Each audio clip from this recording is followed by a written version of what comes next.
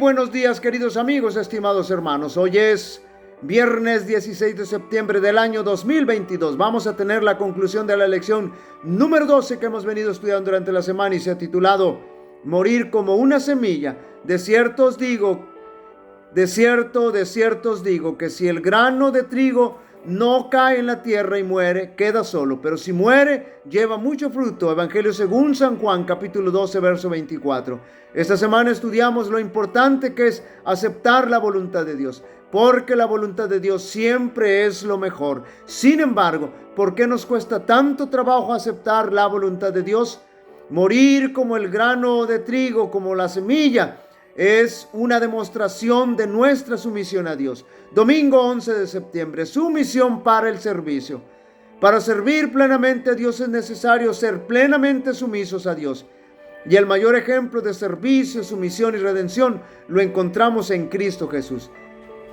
Haya pues en vosotros este sentir que hubo también en Cristo Jesús, el cual siendo en forma de Dios, no estimó ser igual a Dios como cosa que aferrarse, sino que se despojó de sí mismo tomando forma de siervo, hecho semejante a los hombres, y estando en la condición de hombre, se humilló a sí mismo, haciéndose obediente hasta la muerte y muerte de cruz, por lo cual Dios también le exaltó hasta lo sumo y le dio un nombre que es sobre todo nombre.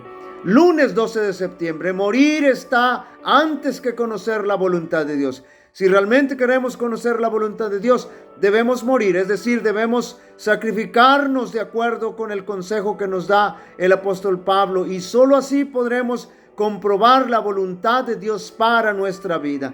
Así que, hermanos, os ruego por la misericordia de Dios que presentéis vuestros cuerpos en sacrificio vivo, santo, agradable a Dios, que es vuestro culto racional. No os conforméis, es decir, no se hagan igual a este mundo, a este siglo, sino transformaos por medio de la renovación de vuestro entendimiento, para que comprobéis cuál sea la buena voluntad de Dios, agradable y perfecta. Ahí está.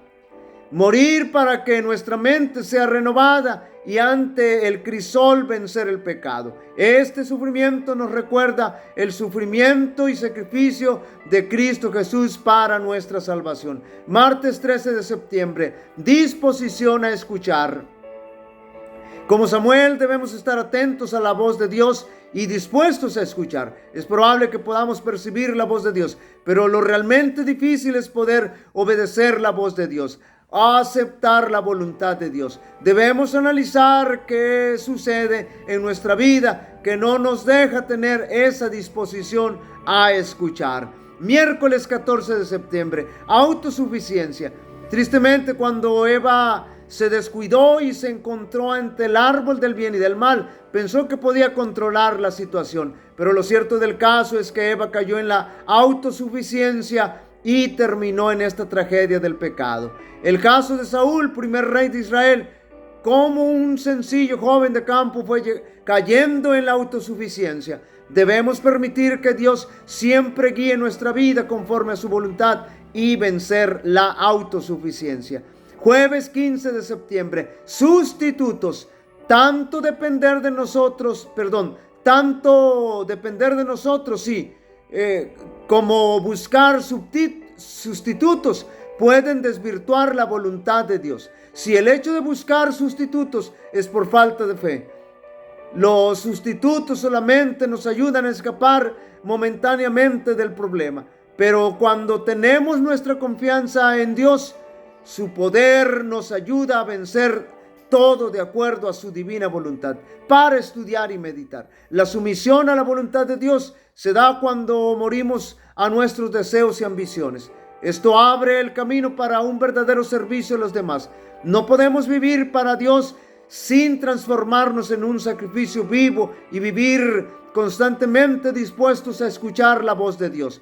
Para que verdaderamente podamos someter nuestra voluntad a la voluntad de nuestro Padre, debemos reconocer los peligros de confiar en nosotros mismos y en los sustitutos de la palabra y el poder de Dios. Como la sumisión a la voluntad de Dios es la base de una vida semejante a la de Cristo, Dios puede permitir que los crisoles nos enseñen a depender de Él.